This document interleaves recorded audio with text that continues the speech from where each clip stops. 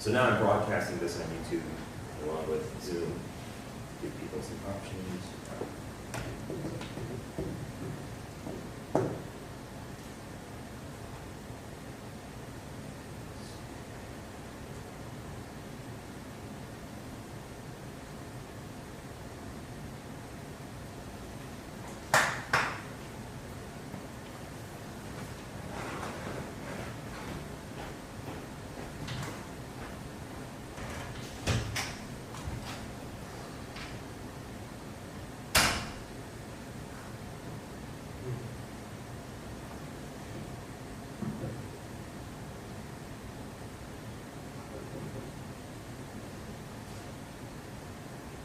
So I'm going to send out one more email to everybody, and this will be the link to today's lecture.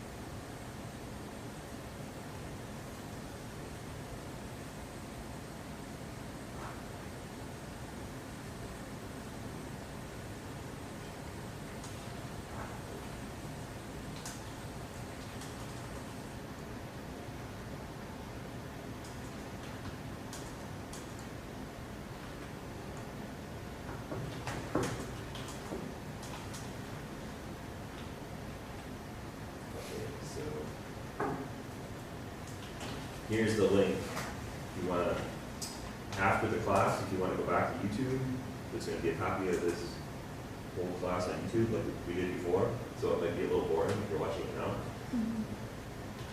Or you can either refer back to something.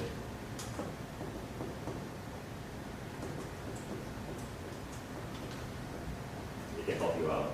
What I will probably do is take some of those classes on YouTube and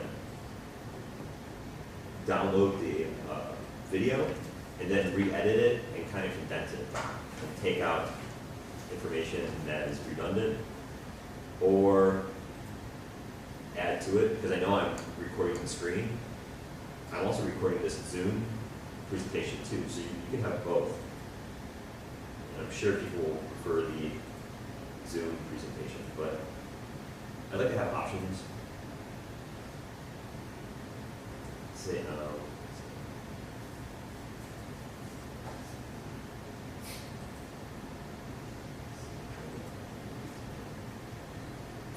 hi Jackie, can you hear me?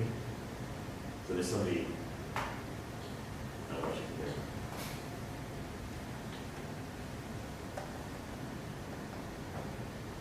Okay, she muted herself after I, that's okay. People gets like totally shy, even though. That's fine, don't worry about it. All right, okay, so let's go back to the wireframe presentation.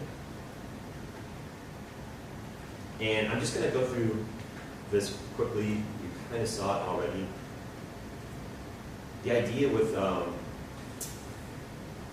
wireframes, though, is you can basically start coding as you're designing. So that's why I like to use wireframes. So just to go through it again, you guys saw this. So you see how this first slide is set up, where I have the word header in here, I have the word body in here, I have the word footer. So this is a very simple wireframe. You have these three rectangles, they're stacked on top of each other. The idea is, though, when I write in the name of what that section is, that is the actual code that I would use in my HTML. So these are actually tabs. what would make it even better is to add the greater than, less than symbols. But header's a tag, body is a tag, you know, it's the main tag. Footer is a tag as well.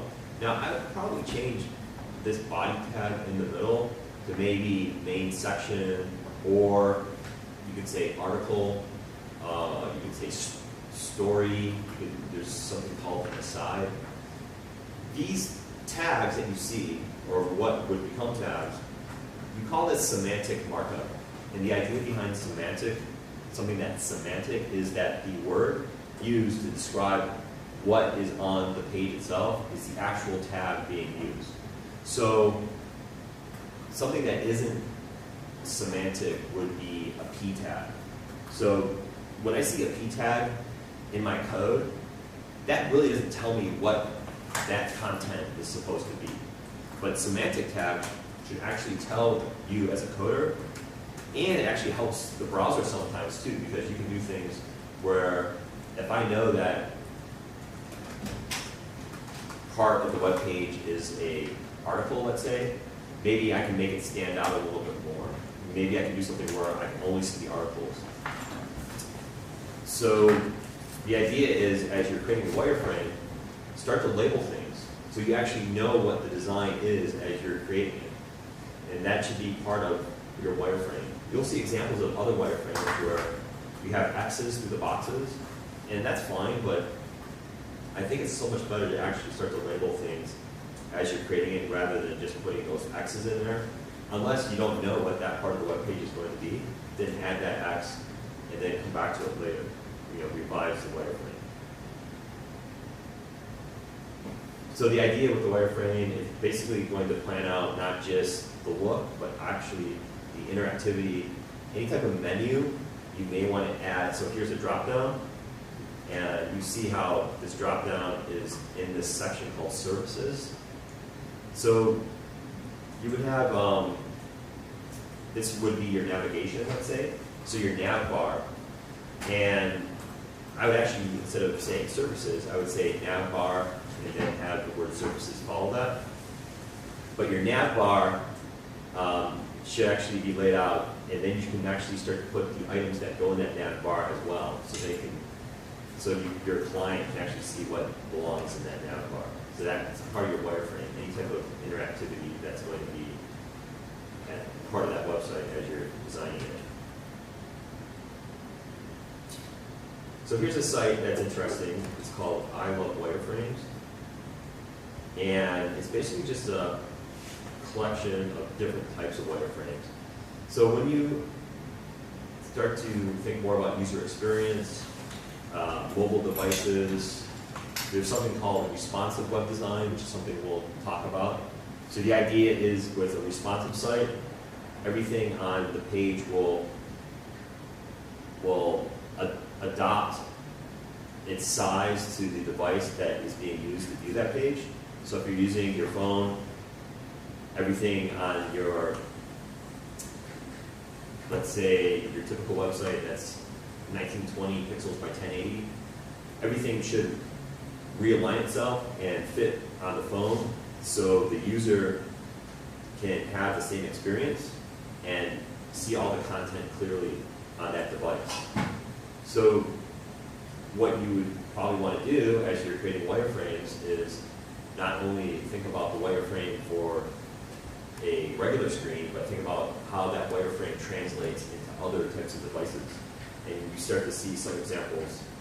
These are taken from other blogs, but basically how other wireframes have been designed by other people for other types of devices. Oop, that one is no longer in existence. There's that one.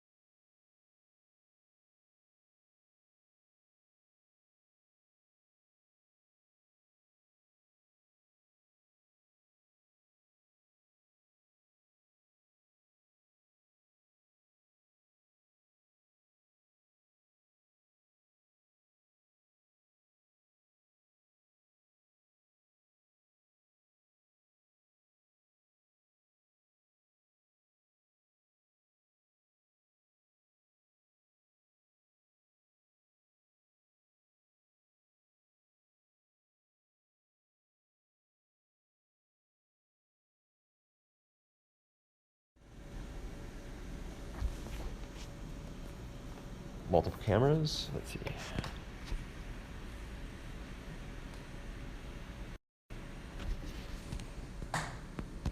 All right, sorry. The battery is exhausted for the main camera. And that's kind of strange too. But so I'm going to pause YouTube for a moment and we'll get back to it. So let's see here. Or you can watch me like this. It's kind of interesting. Okay, so I love wireframes, good resource. Wireframe is really cool. So the idea behind wireframe is if you go in here now and let's see.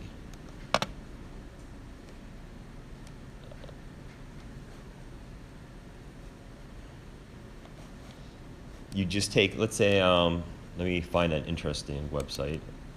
So, let's see.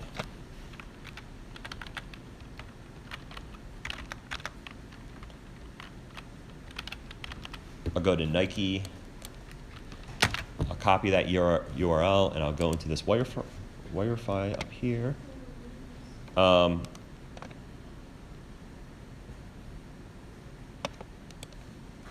So basically it works by you drag this into your bookmarks. Where is it?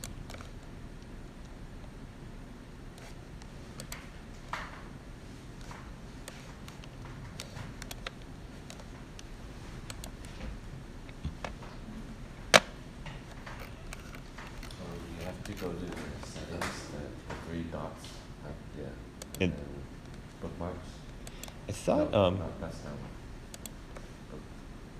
Yeah, and then show bookmarks bar. oh, okay, there you go. And then Oh, you can drag it there. yeah, okay, thank you. All right, so I'm gonna go back.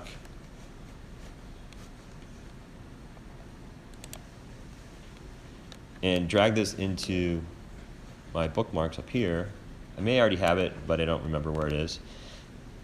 And then what you do is I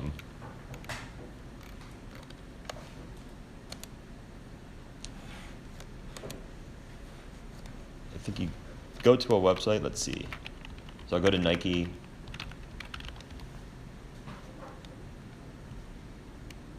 .com and then click on that wireframe. And now I see, if I click on that wireframe bookmark, this is the wireframe for Nike.com. So I'll switch it to something else. I'll go to CNN. And we don't want to read anything on CNN because it's like so depressing right now. So let's look at the wireframe. Does it let me do it?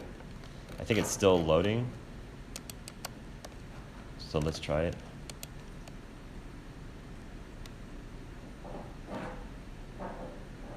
That one's taking too long. Let's see something else. Let's not even look at CNN. So let's go to Apple.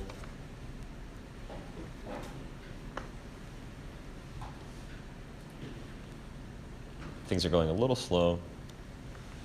But you get the idea, right? Wireframe is a nice tool to actually start to look at different wireframes. Let's see if I can do it for the presentation. No, it's going too slow now. It's a great tool to have to actually explore how different designs work with different wireframes. So that's something you can look into.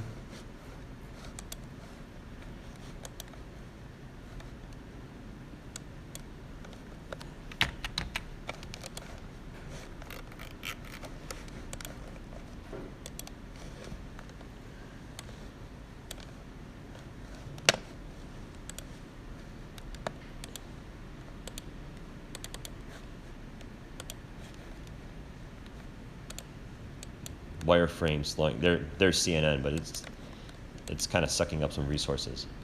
So there, turn. So wireframe. So that's like a nice little tool.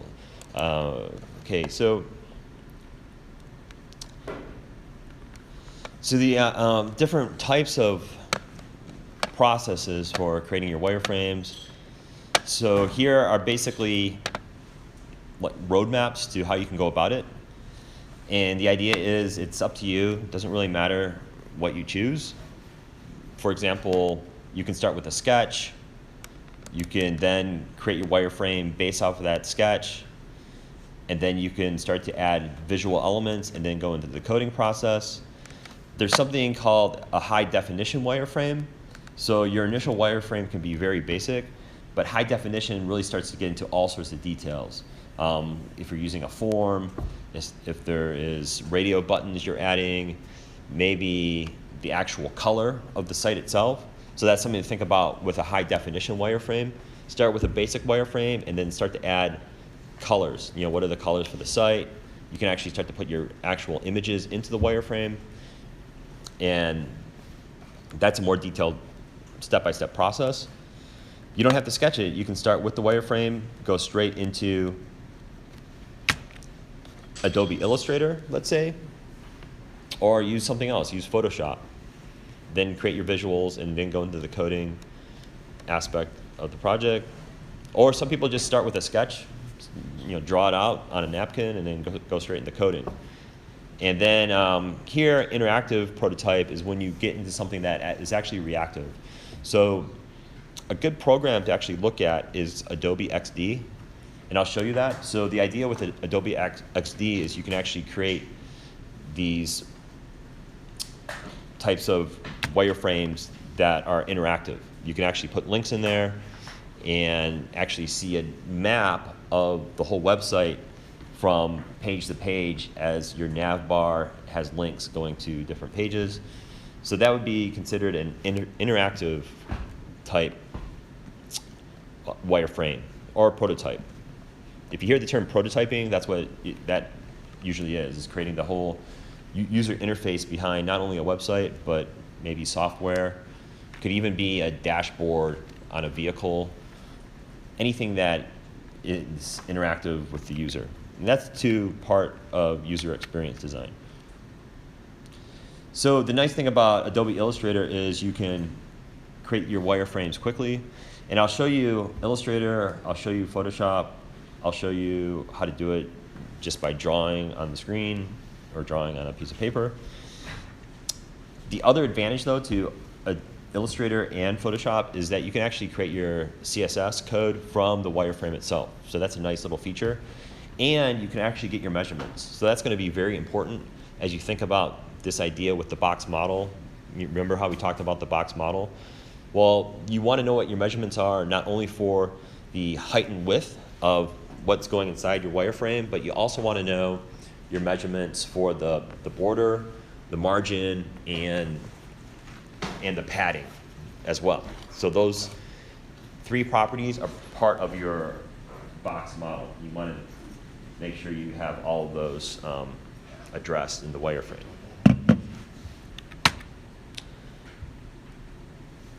Think about the initial size of the wireframe. So you can think in terms of what is the most popular viewing mode for most people. This site here is where you can start to see where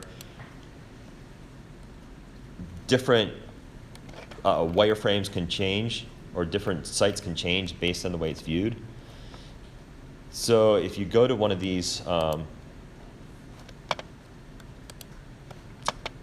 links here, like here's Yale, it's showing you Yale on, let's say, a standard screen size. Let me make it bigger. And the way it looks on a phone or an iPad, let's say. So what this is actually showing you is showing you how that site is responsive. So as I mentioned earlier, a website that's responsive will actually have its layout adjusted based on the type of device that it's being seen as. So this is basically a collection of different websites to see if they look good when they are viewed on a different type of device. You know, has the designer in these circumstances accounted for different devices? And actually thinking about, too, what is the adoption of types of devices as your design career progresses. So we're getting to almost a point where maybe the phone is where people are looking at the web more often than the screen, or it could be smart TVs. That's another area that's growing. You buy a Samsung TV, and now you can go straight to the web on the TV. So that's something else that is affected by how you design something. Now there's this idea with using a background grid. So this is another interesting site. It's called Responsify. So the background grid is great for responsive type designs because it actually will show you how many different types of content can appear within a grid space, and then how that grid changes based on the device being looked at. So if I go to Responsify, what I can do is I can adjust these columns. And this is using something called Bootstrap. And we'll talk about Bootstrap more. But what Bootstrap is basically a tool to let you quickly create a responsive website. So this is using a standard Bootstrap model. What you have are 12 columns, and you have a gutter width, and you have these breakpoints. So if I change the number of columns here, though, I can see how the content can be adjusted. And then your breakpoint is based on the screen size. So if I drag this here, let's see. Let me add breakpoint of 120. Let's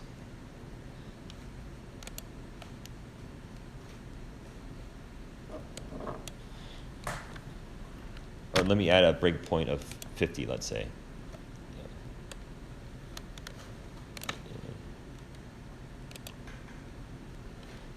And it should let me see that what a breakpoint is basically when I narrow my screen and it's under that value, it will change the way the content is laid out.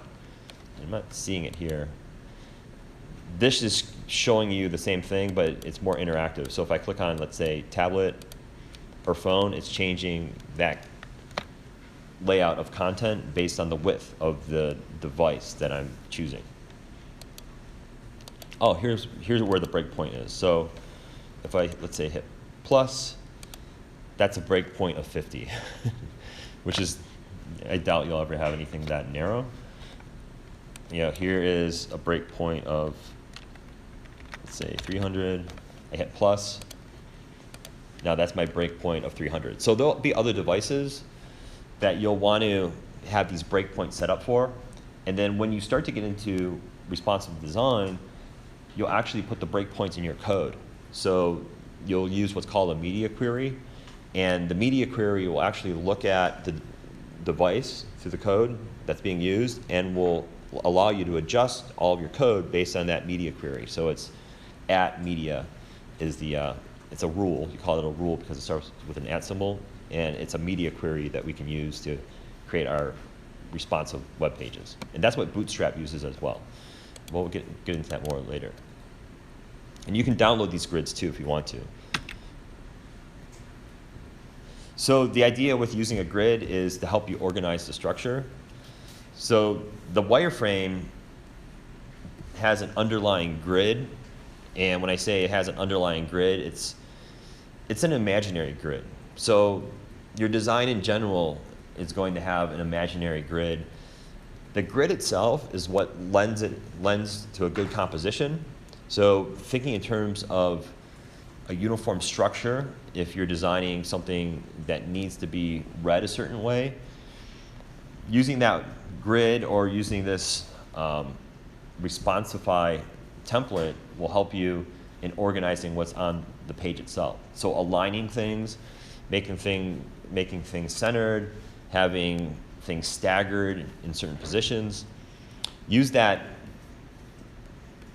column type layout to be your background grid if you want, or you can use an actual grid, and that's something that you can use by clicking on a preference in Photoshop or Illustrator. So here I just have more examples on Pinterest. I'll send you this presentation. You can check these out on your own. This is where you start to get into borderline high definition wireframe. So start to add your content to the wireframe. Once you decide, okay, this is the look I like, I'm going to start adding information on the page. This helps you get closer to the end design of the web page itself. So here, adding grayscale makes things a little bit more clear. Here, using grayscale is determining what is more important. So things that are really important are going to be in a darker gray. Trying to emphasize important information. So here's an example of a high definition wireframe. So you're starting to see all the content form on the page itself. There'll be more notes about maybe interactive elements. You see here jQuery slide panel. So that will probably be a gallery carousel type sliding effect on the page. So high definition is just adding a lot of the final information that will actually appear on the website. And then if you start in Illustrator, bringing that wireframe into Photoshop. So on the left is that initial wireframe, and then on the right is the page being laid out in Photoshop. So a lot of times, before you even code, maybe you have that full page design in Photoshop as an example for a client. So that can be really helpful. So that's something else you can do, have that full page designed in Photoshop. So here are some more resources to create wireframes. So Balsamiq is a popular one. And I think you might have to pay for this. But it's basically a wireframing tool. And let's see. Let's see if they have an example.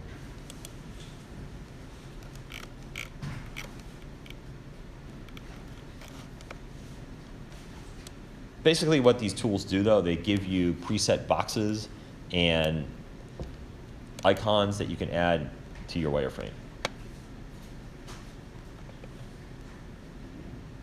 Let's see, something else. OmniGraffle is another one. Some of these things have features that go beyond wireframes.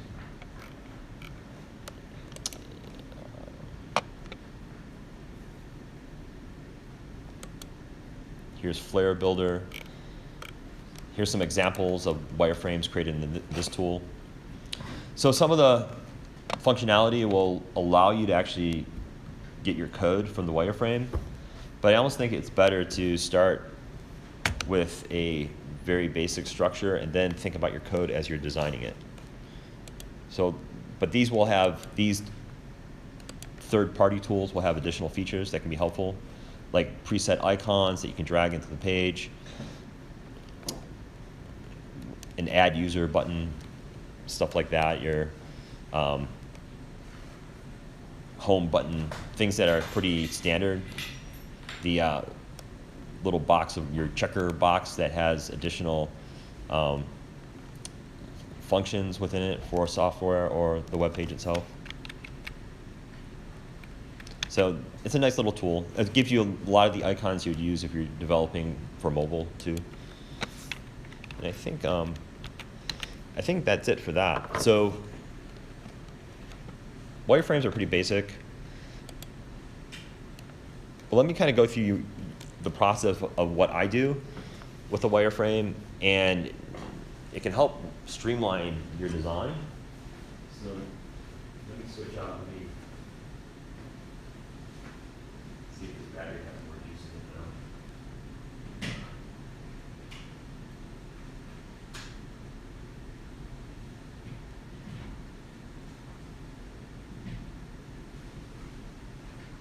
So if you have questions, you can send a chat message. Anybody have any questions? I don't see any questions popping up.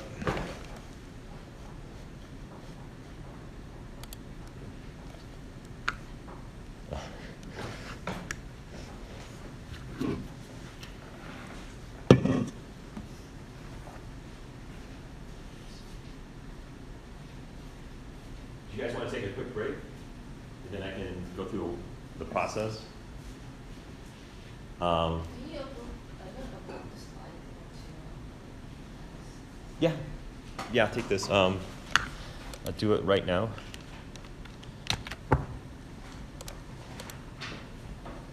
There's a lot of good links in this presentation that I like.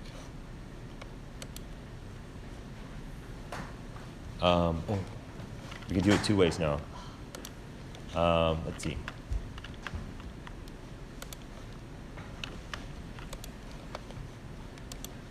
I will upload it to Canvas, and then I will take this here and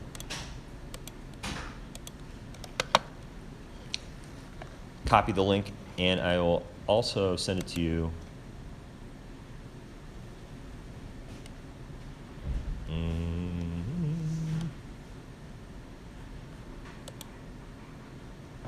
Let's see here.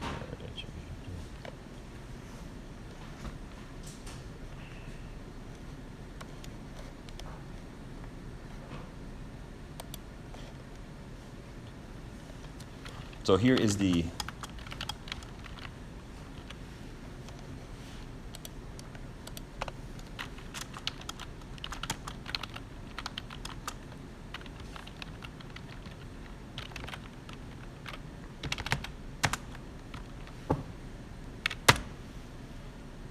here's the link to the presentation, and I'll also put it on Canvas. So you can explore some of those wireframe links. And then I do have in Pinterest more links that you can check out.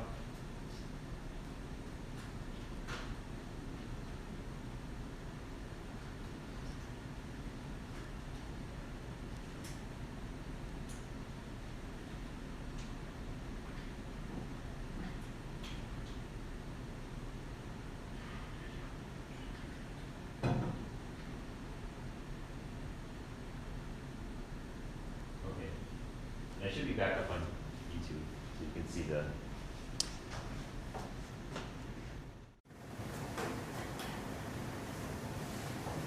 You want to go back to YouTube? I'll have to edit this YouTube video later.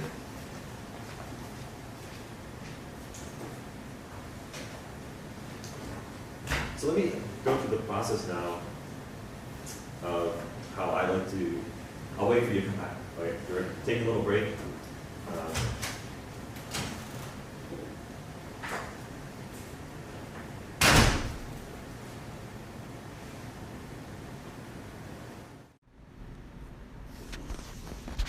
So we're taking a little break, but if anybody has any questions out in the YouTube world, I'm right here. Hello, everybody. Don't touch your face. Stay safe, social distancing, wash your hands. Okay, so let's see.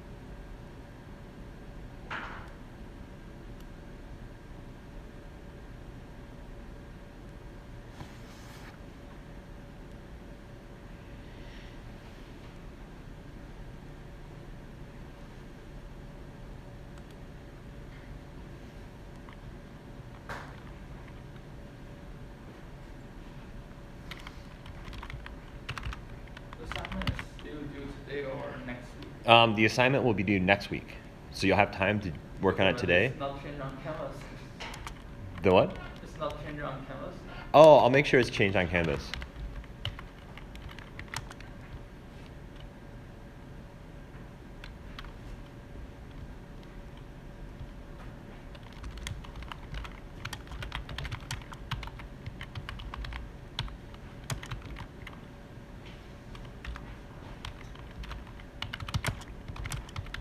So I'm just sending Masood an email here. So all the instructors are trying to get up to speed with remote learning, and Masood's been very helpful. How many of you have classes now that are all going to be online? Like Antonio, you will? Are all your classes going to be taught online now? Yeah, I think it is. Pretty much. I'm glad I didn't take the 3D design class. But you can, I don't think it's that difficult to learn 3D design through an online class. It's almost better, in my opinion. No, but actually for that 3D design, it's like we need to make a lot of Oh, it's actual, sculpture. yeah. I don't think anyone can just make That's a little, everything. that's a little bit more difficult. Yeah. Yeah, I can understand. Especially I'm not living here. Oh, where are you at? Where do you live? I'm just like here for the college, and I'm not really living in California. And then, where do you have to go back to? I don't know. I'm just moving everywhere. So it's up in the air.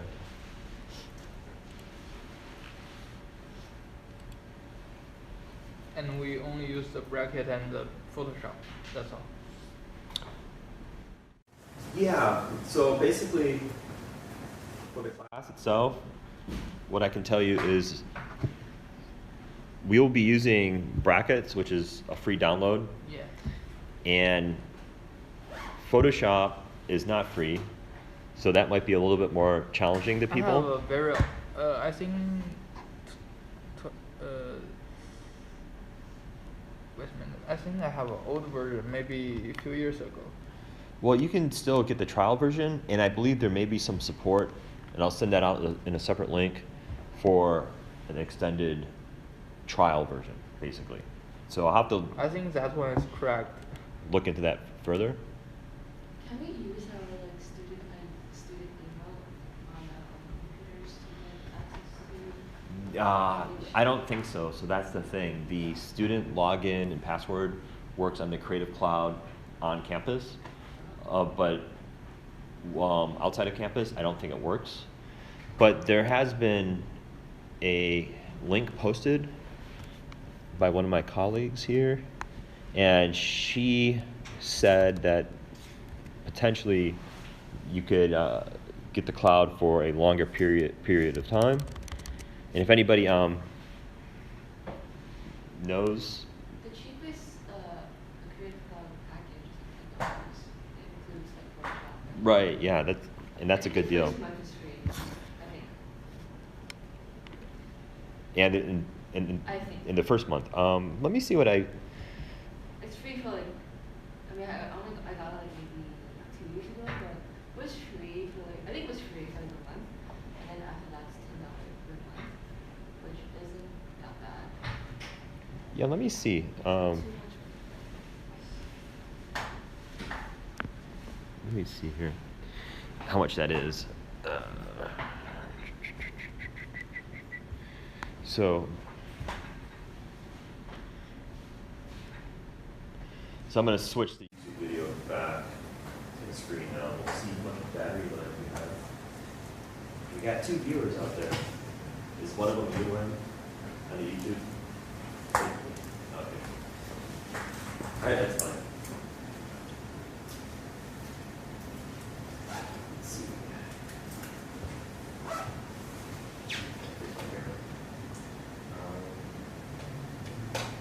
So I did get an email saying that potentially they may want to try. So let me look through this email. Like that.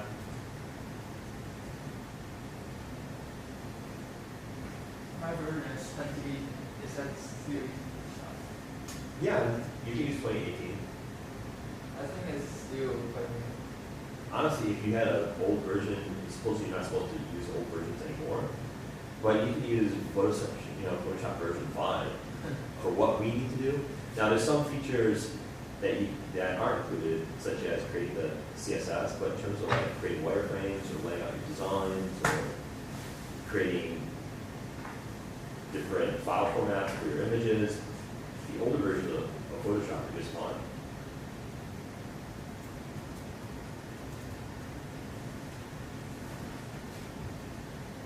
And then let me tell you about what you can do as students that have access to Photoshop.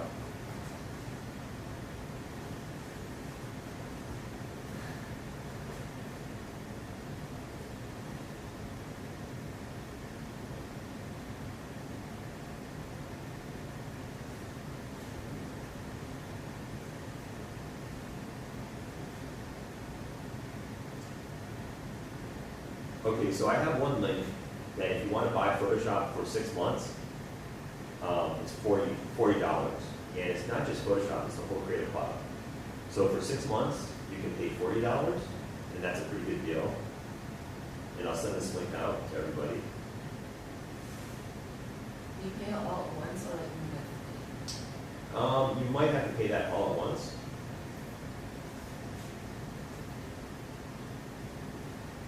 Let's see here.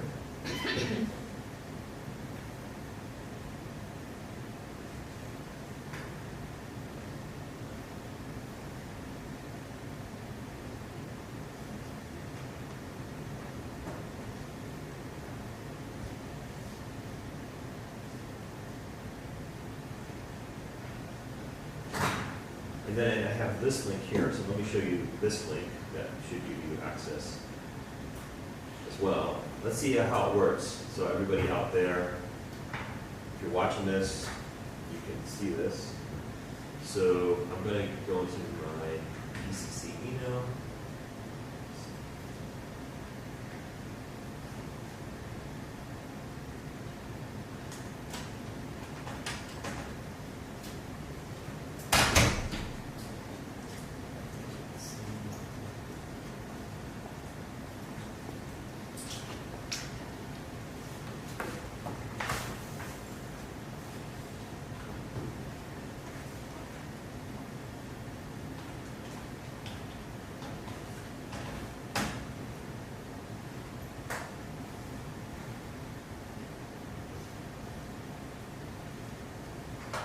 So I'll give you a couple links that will allow you to either get Photoshop at a lower price, which will be affordable, or I think there's something in here that will let you get a code and let you use Photoshop for 12 months. So what I'm saying here is you can download the Adobe Suite to your laptop and sign in to the Adobe Enterprise account.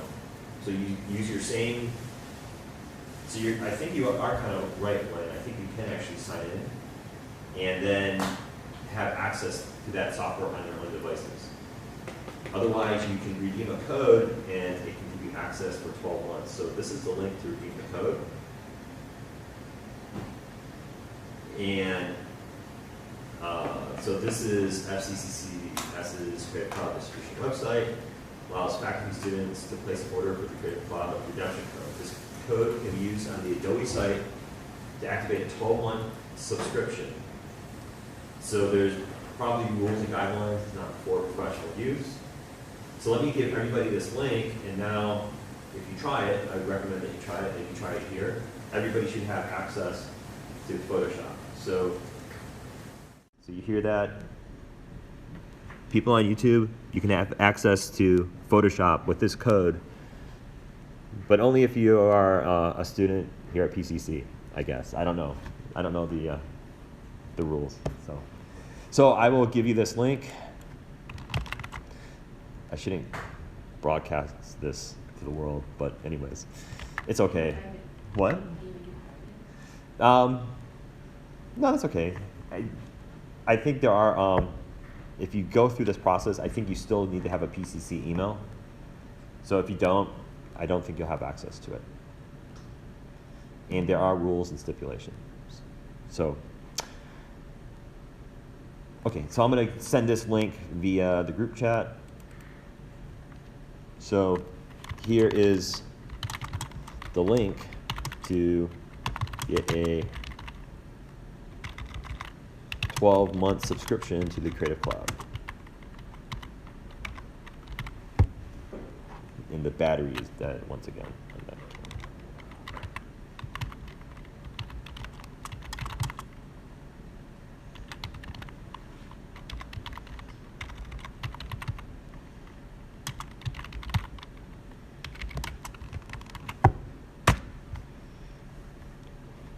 So you have that link now, and I will send it to everybody via Canvas as well.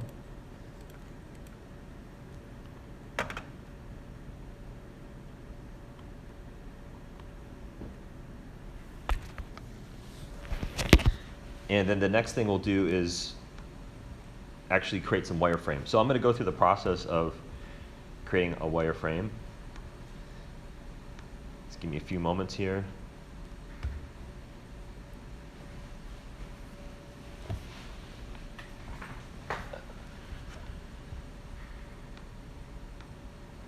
Do you like how we're broadcasting, everybody?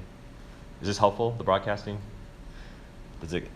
I think it's kind of exciting. I kind of like it. But let's see.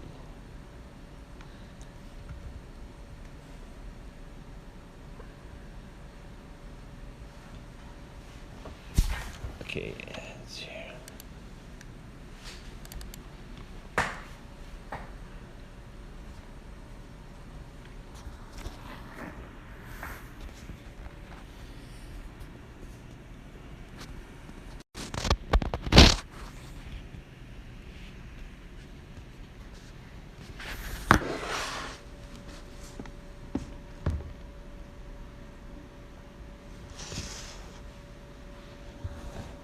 Okay.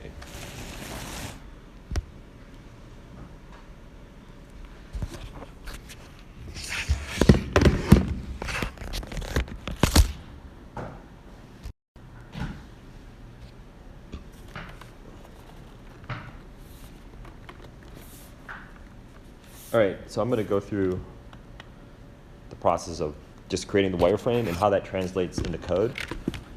This is kind of the idea too, where you can even start with a mood board, and then that becomes your project eventually. So first, I'm just going to open up Photoshop. Everybody should have that link through Zoom.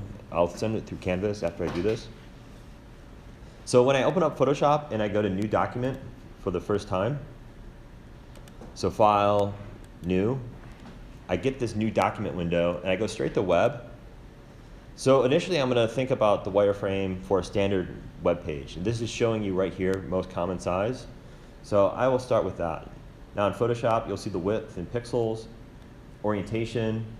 There's a couple things that you can look at in the preset section. One thing is artboards. So this is kind of optional in the beginning. By default, Photoshop is turning it on. This is something new. I think 2020, they started to turn this on by default. You may not want to have this turned on, so what you can do is click this off. And I'll show you the advantage of using an artboard, but initially, I think it's helpful to turn it off, and then you can decide if you want to use it. And everything else here, you just want to make sure that your resolution is set to 72, and your color mode is RGB, something you should always think about as you're designing. So here is where I'm going to start for my initial wireboard. Now, in Photoshop, I'm using the Cintiq. So here, it's a little bit off. So I got to actually go into my control panel here and recalibrate the pen. So let's see here. So I'm going to adjust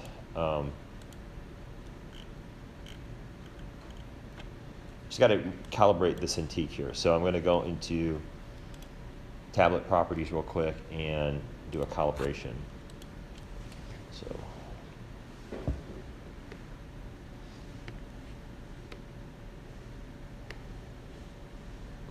okay, so that should be good. Let me do it one more time.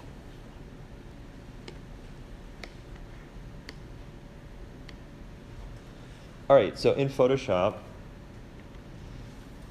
I'm going to be working initially just with the pencil tool.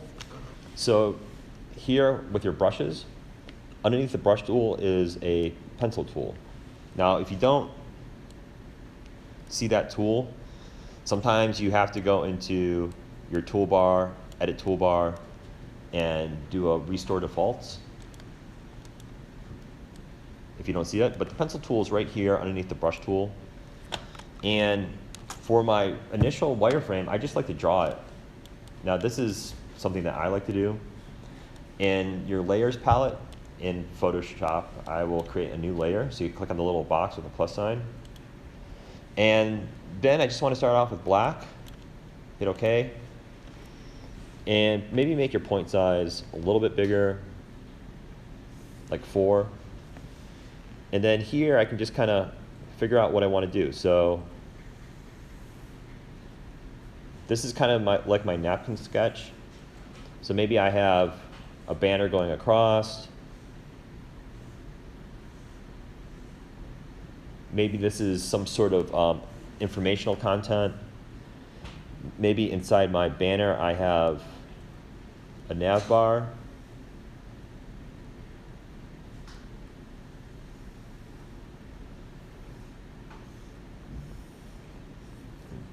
So I don't care if this is not perfect at this point.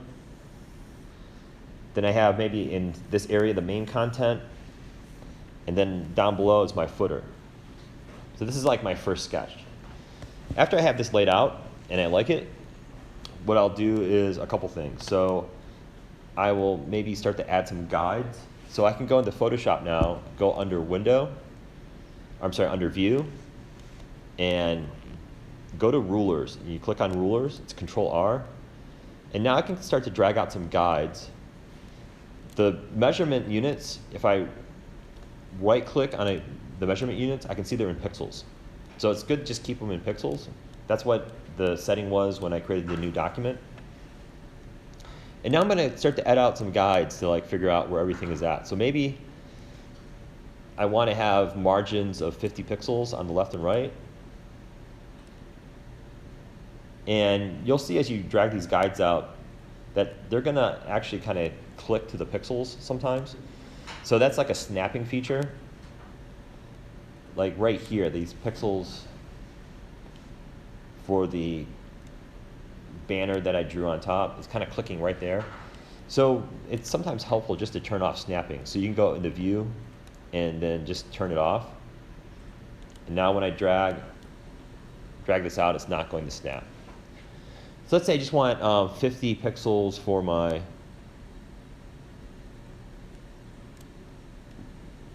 margins. I'm not going to worry about the bottom margin because the web page is going to extend anyways, so that's something that we don't need to think about unless you want a fixed size web page. And here, 1366, I'm just going to make this 1316.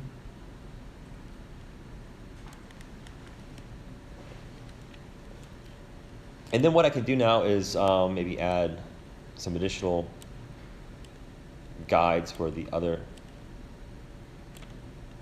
parts of this wireframe that I'm starting to create.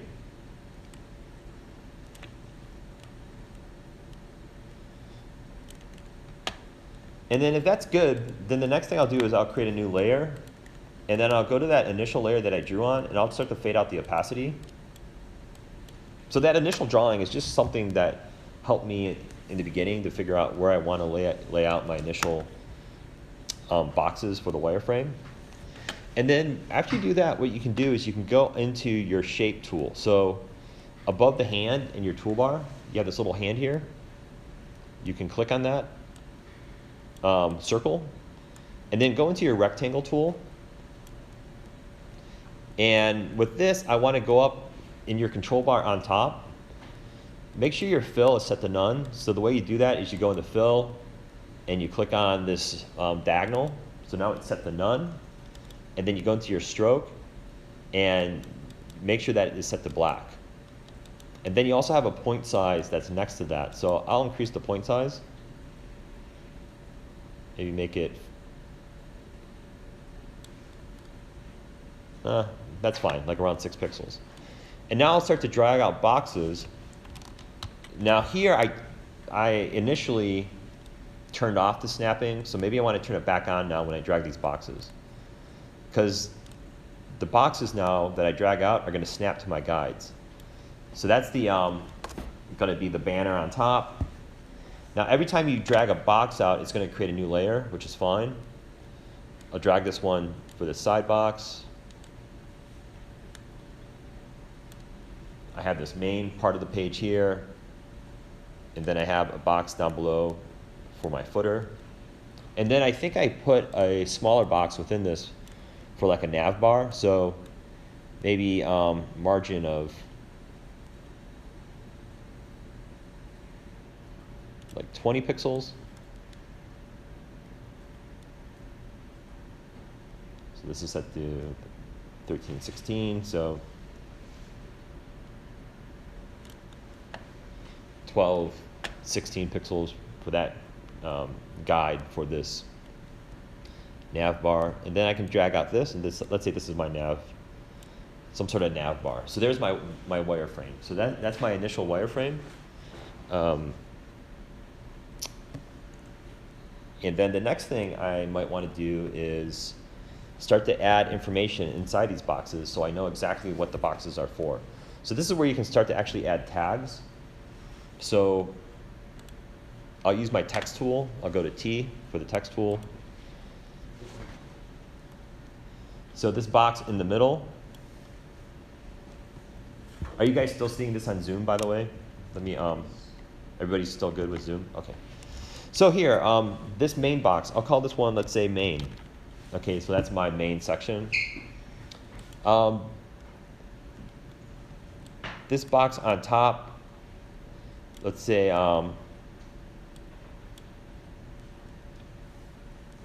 let's call this one header.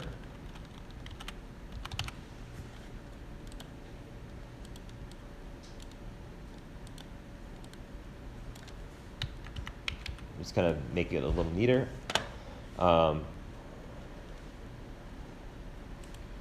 This box over here, I'm going to call it an aside. So this is an actual tag. An aside is basically a sidebar that contains information. It's not the most important information on the web page, but it could be like tips or facts or, you know, kind of info nuggets, extra bits of information. And then down below, I'll add my what's called a footer. So there's an actual tag that's a footer tag. So I'm going to add this in my footer. And then this bar within the header, that's my nav bar. So I will add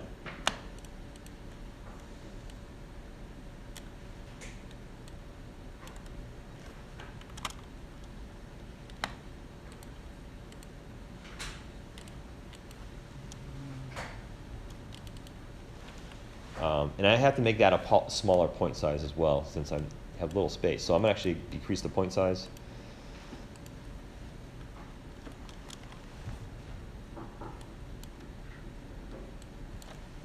So this is going to be called nav bar.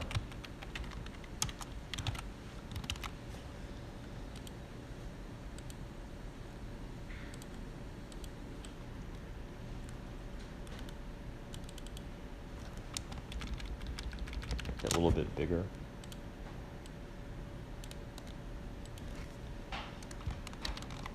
And then once I have this set up, this is my wireframe. I'm going to go back to that initial sketch, and I'm just going to turn it off. I don't need that anymore.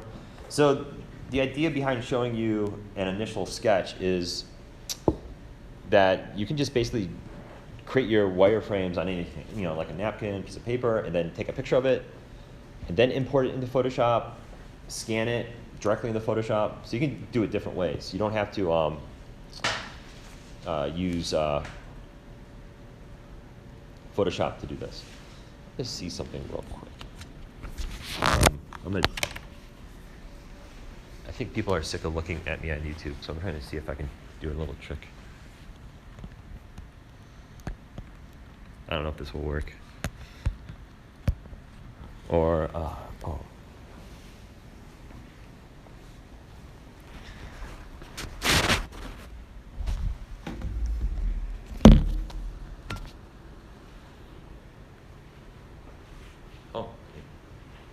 All right, I just wanted to fix this for the university. They've been looking at me for too long. Okay, so that's basically the nav bar, right? I'm sorry, the wireframe. And I have header on the side, main. Let's say as I continue to work on this, I have images. So maybe within this main, I have a series of images. So I will just use Photoshop to tell me the width and height. So maybe these images in here are, let's say,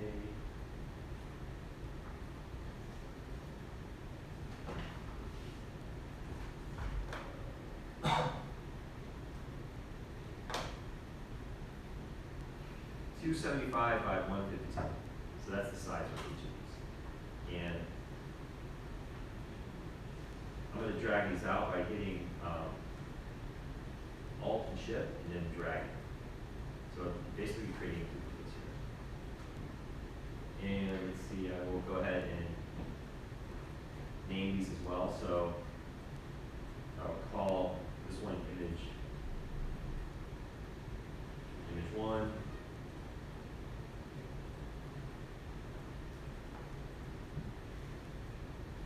This is image 2.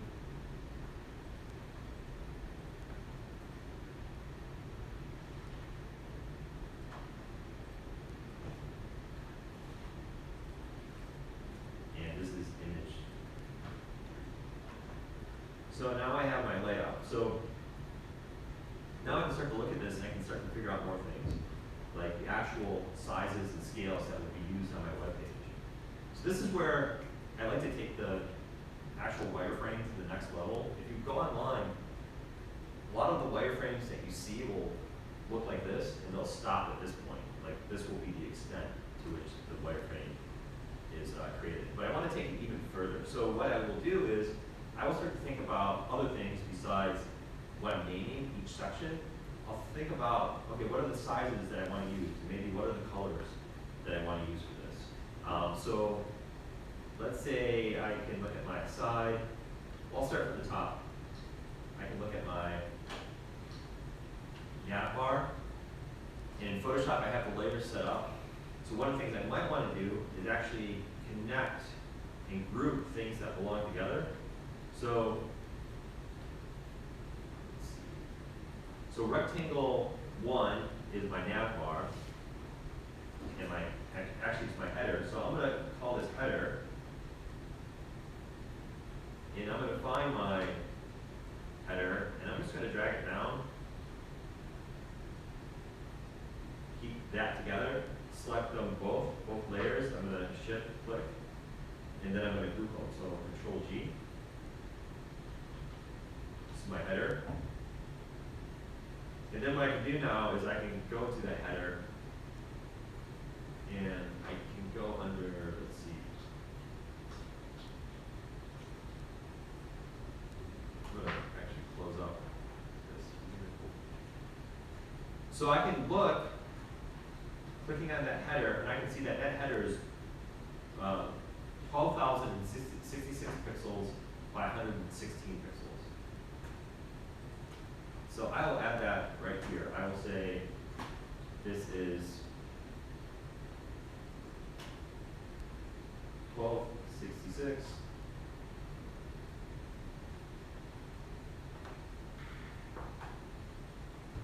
by 116.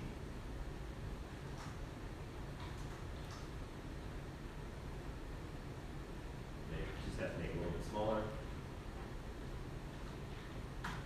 And I'll do this for each section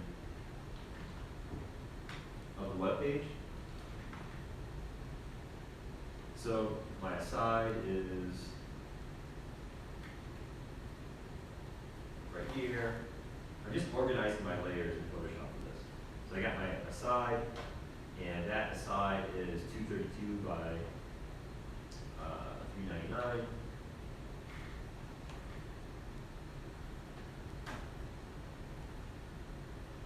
I have to make the text a little bit smaller in these boxes. So it's 2.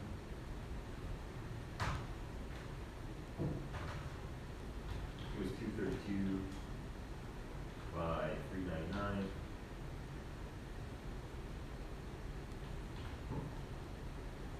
And then the main box, let's say here, is 997 by 399.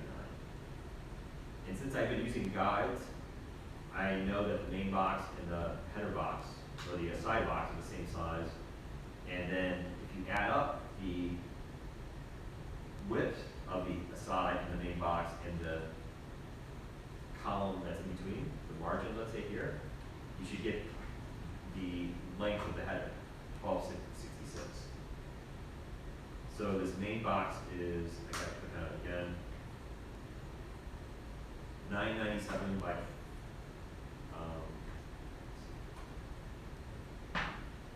399. 997 by 399.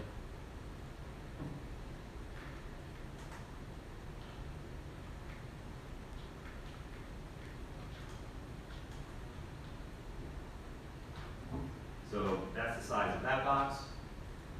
So you do this for the whole wireframe. You kind of go through and figure out what your sizes are. If it's a responsive site, what you can kind of figure out is percentages. So if you want that header to spread out for the full length of the web page, instead of putting a measurement for the width, you just say 100%. And the same thing with this aside and this main. Once we get into responsive, you would say, well, actually this aside will take up maybe 40% of the page, and then your main would be 60%. So it would add up to 100%. So you start to figure out the math for percentages if you're using, if you're creating a responsive site. But once I have this set now, I can start thinking about my HTML, my CSS a little bit better. Now, with some of these names that I'm using to lay out the page, some of those are going to be used as tags. Let me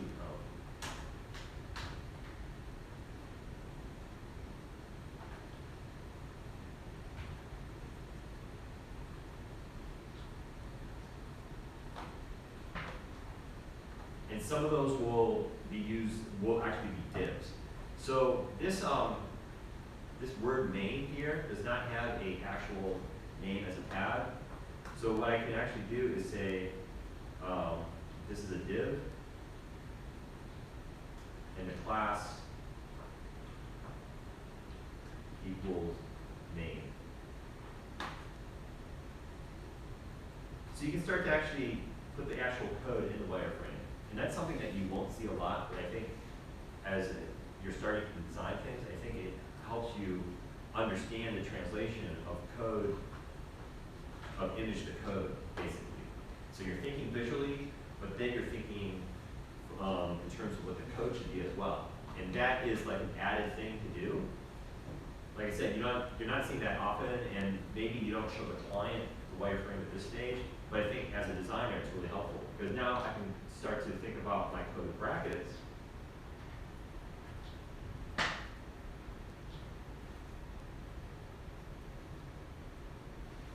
And I already have this design thought out a little bit. So I'm going to get rid of these initial divs here. So the first thing I have now is a header. So I'm going to create a header tag. So there actually is a header tag in HTML, so I can use this. Now inside of the header tag, I have nav bar. So I'm going to nest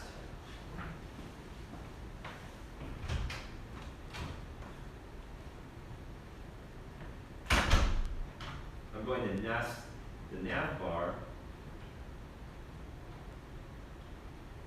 and so from a tag standpoint, there isn't a nav bar tag, but there is a nav tag, so I can use nav. And that is semantic, so again, it means the name represents the type of content that's going to appear on the web page. That's your semantic markup. So I have a nav in a header, just like I have right here on the wireframe. And then next on the page, I have my aside. So an aside is an actual tag. Next to the aside, what would come next after I have that aside? What would be the next tag I would want based on my wireframe? Main. What? Main. Yeah, main. But what would be the actual tag? Div. A div. Yeah, the only reason why I'm using a div is because there is no main tag. So I could use a class though, and this will actually start to tell me in my style sheet what class I should be using, and I can apply that right now. I can say the class equals name. So here I am still thinking about my wireframe and ensuring that I'm using classes that represent the type of content that's appearing on the page. And now within that name, what I have are images. So I'm going to, actually for the images, I'm going to use divs as well. I'm not going to use an image tag. And I'm going to give each one a class.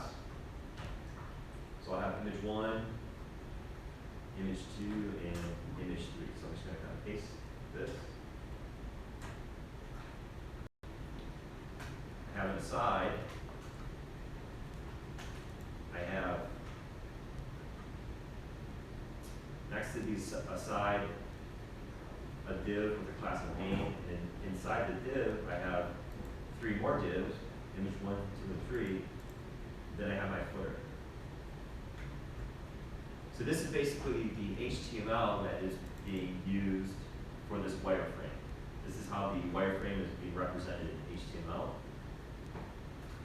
And next, what I can do is start to create classes for these various tags and these divs that will reflect the sizes that I'm using on the wireframe itself. So in my style tag, I'm going to start to think about what I'm doing here. And so, my header, and I can, for these tags, I'm using the element tag, meaning I'm just using the name of the tag. Or you can create a class. But for now, I'm just using the actual name of the tag. So I have a width. I already know what my width is. That's 1266 because I wrote it right in the wireframe. And then I know what my height is, and that's 116. And then what I'll probably do is give it a color so I actually can see it. So I'll use a background color.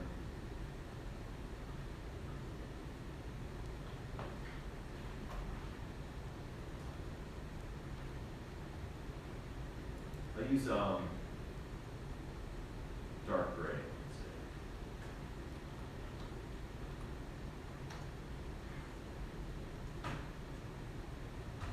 So I have my header set up. And then inside my header, I have a nav bar. So I'll go, it's called nav. So I have my nav here. I'm just going to copy and paste this. My nav bar is nested within the header. So if my header is 1266, I can center it by giving it a smaller width. So let's say I'll make it 1246.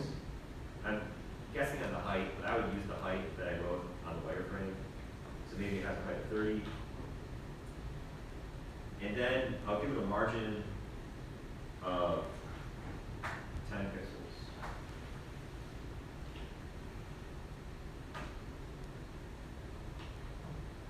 And then next, I will create my aside. So the width is 232. And the height is 399. And background color,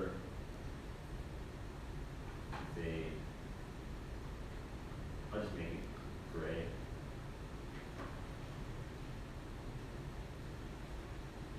Then I have my main class, so it's going to start with period, main, and I'm just going to copy and paste this. So same height, but the width is 997. I'll keep that gray as well. Now what's happening now is this main is coming next to the aside, so what we'll have to do is give it a flow. So for the aside, I'm going to say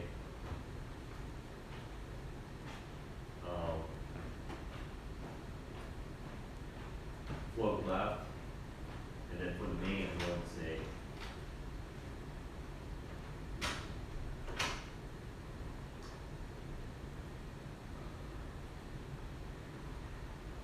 we'll say float right.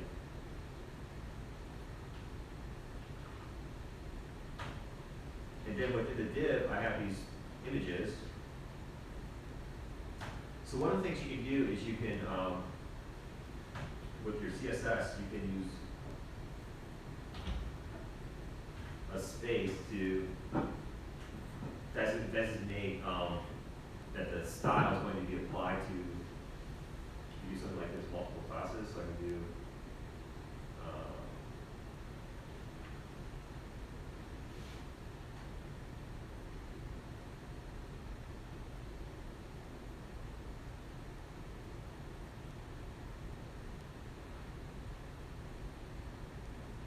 actually use a comma. So use a comma. So you can say image 1, image 2,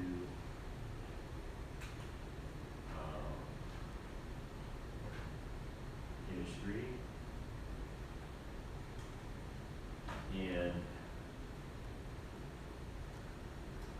these 3 have to add up to a number less than the main image. So I'll just give it a width of 300. Give them a width of 300, and then a height.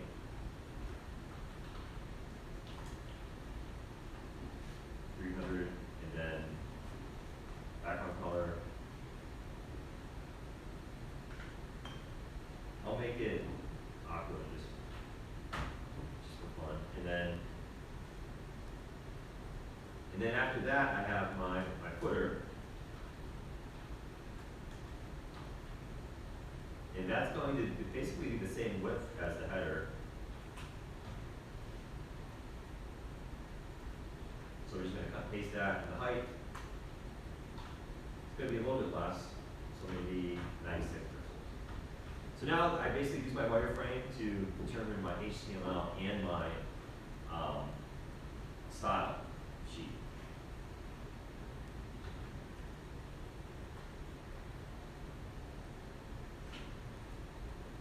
So, okay, so when I look at this now, a couple things are off.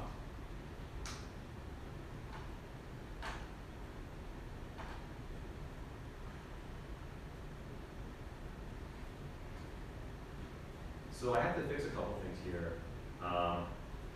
So first off, I can't see my nav bar. I made it the same color as my header, so I'm going to just make that gray. So now I can see the nav bar. Actually, I'll make it more obvious color. I'll make it line. So now I can see my nav bar inside my header. Now the next thing I want to do is I want to get these images. I have these images here, but they're all grouped together. So I want the images to be within the actual main section. So I'll apply a float. The images, say float left. Now with that float, the images are inside this main section. The other thing I want to do now is give it a margin. So for those images, I'll say margin 20 pixels. And I might have to do something less because I have to make sure that they fit within this main box. So I will give it a margin of, let's say, just 10 pixels. So now they fit. So I have my 3 images. They're a little bit too tall, so I'm also going to reduce the height of the images. So I'll make the height 140. So that's better. Now the other thing about the images though is how they're placed within the box itself. So this is where you guys start thinking about how you're using your floats and how you're using nesting. And the two are going to work together to get the layout that you want. So first off, I have the 2 boxes for my aside and my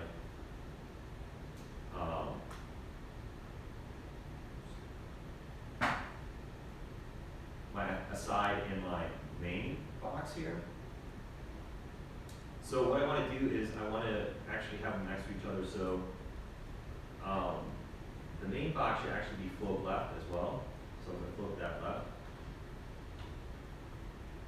And then I need to give it a little bit of space, so I'm going to create a margin of, say, 20 pixels. I'll actually give both a margin of 20 pixels, so they'll have 40 pixels in between. So now I have, it's getting a little bit closer to my wireframe, what I had in my wireframe. The other thing that's happening now is that the footer, if I give it a different color, I'll make it red, let's say. The footer is actually coming right after the header, and I want the footer to be below the main box and the aside. So what you have to do now is start thinking in terms of nesting. So this aside here and this div with the class of main, they're actually together on the page itself. I want them to be together. So what I would do is create another box, and this box would wrap around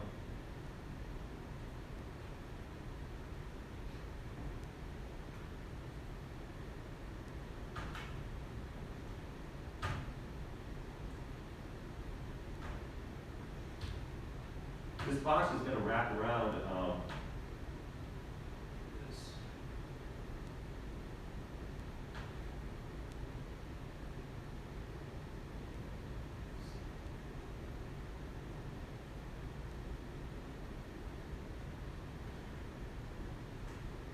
So what I need is a box to nest the div and the aside in so they actually stay together and to push the footer down. So actually, there's going to be a box here. So the red line is going to designate another div that I create, and maybe the div for this box we call, I'll call it, let's say, section. I'll call it section 1. Let's say I have multiple sections. Eventually, there's more sections on the page. So I'm going to have another div called section 1. So that div is going to wrap around the main and the side boxes here. So I'm going to create a new div, add the class equal to section 1.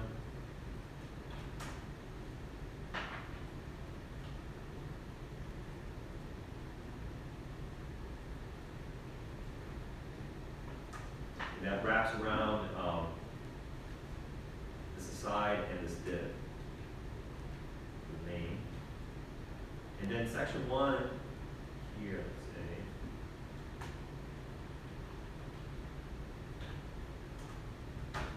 The height has to be the height of the aside and the main, so it has to actually be greater than that. So if I have a height of 399 for the aside and the not main class, maybe I'll make the height of the section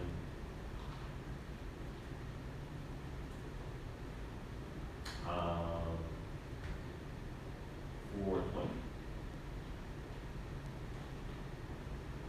And the width is going to be, basically the width is also going to be the combination of the width of the height and the main plus the margins. So that width is going to be 232 plus 997. Let's just round it up. So 1,000 plus, let's say 240, that's 12,040 plus 20 pixels for margins on all sides. So let me actually say 1,300 pixels. So I'm going to give it a width of 1,300 pixels. And then I'll make that background color yellow.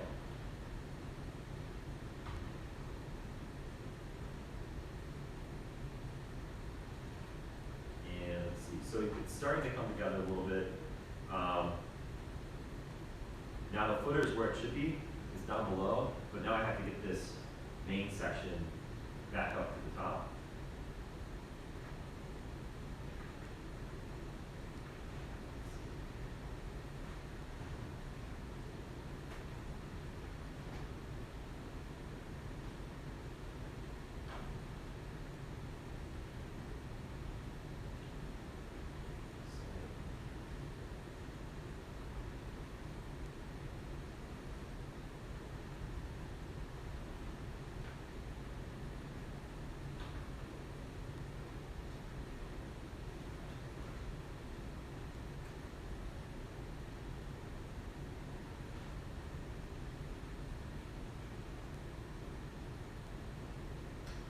So let's see the main section. I'm going to make the actually section 1. I'm going to make it a little bigger.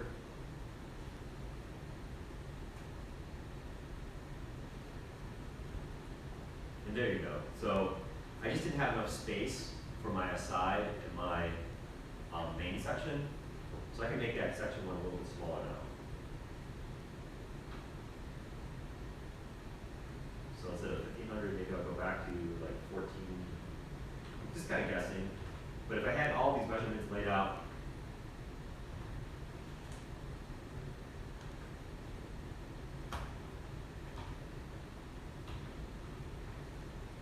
no, this would be bigger. Just a little bit closer.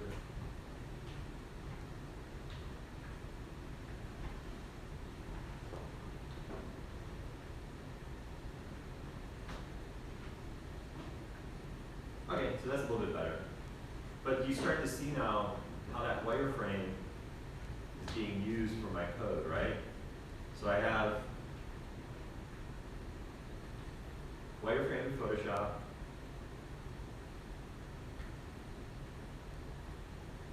And then I have all these details laid out in the wireframe, so I can use my Photoshop wireframe as a guide. This red box, I probably use the shape tool to draw it. So now I have that as a guide, and I would start to put my measurements in here to lay out the page. So the important thing to think about though is with this wireframe is things that are next to each other, those are going to use floats. If you want to have two things that are coming from the, let's say, the left to the right, use a float of left. So I use floats on the images because they're next to each other, and I use floats on the div and the aside.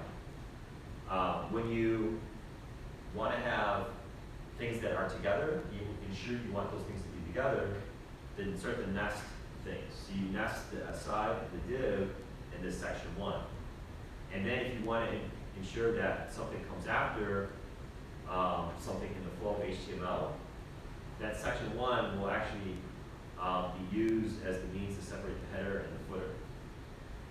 So you have to have like a strategy in terms of how you're laying out the code to ensure everything comes together in the way that you want to. So generally, if I do have boxes next to each other, I'll have floats, and I'll use that floats in combination with nesting. If you don't use nesting, then you have to clear out your floats. So you have to use a clear tag or a clear property to ensure that you don't have another box float next to the floats that are already there. Because in CSS,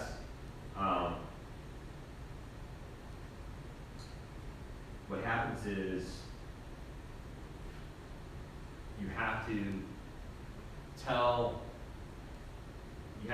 actually say you don't want to use those floats, and if you don't, you're going to have some weird layout effects with the floats. So you either use a clear property, and you say clear both, or clear left, or clear right, depending on if you use the float left or right. So I would start to do more with this, right? I would start to maybe, if it helps you, you can start to add borders and margins to everything on the page. So I can go into my style, and this is just temporary, but I'll use a universal selector and say border.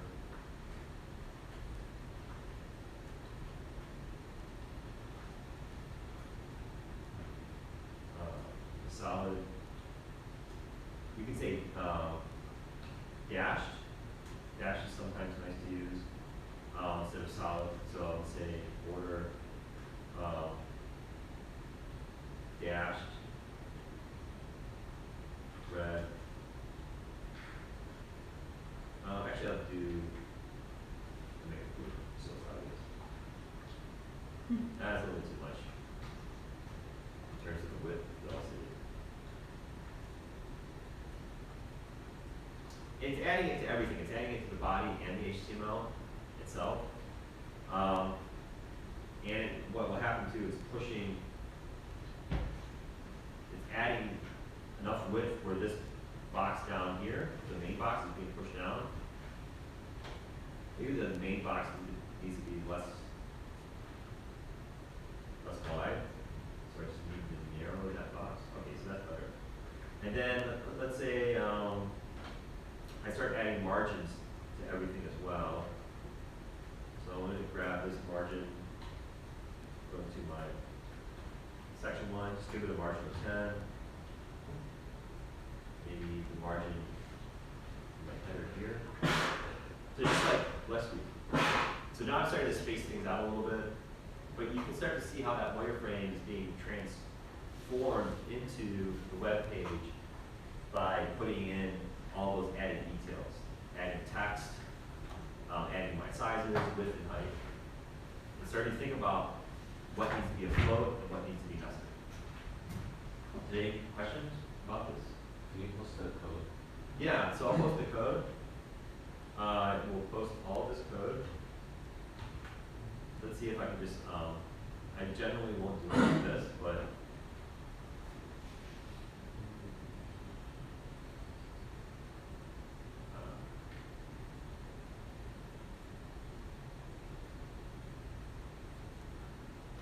let's see how this works. I posted it in Zoom, so you can cut and paste it right from Zoom. Got cut off The what? the bottom. Oh, it didn't do it all. I didn't properly focus on it. I didn't grab it all.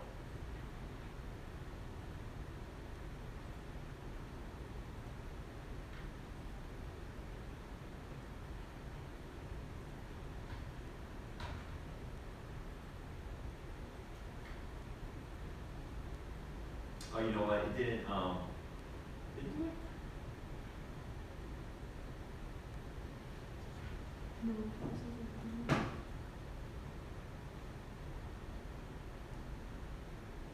I wonder if it's too much code to put in there. It's too much. It doesn't like all of that. Oh, but what we can do is we can throw a file in here. So let's see. I will save.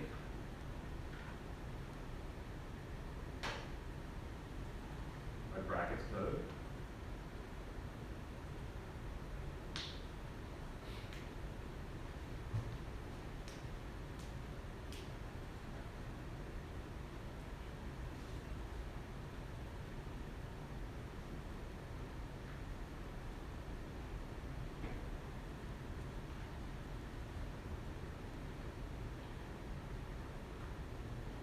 And I'll save the wireframe example, and I'll throw those both into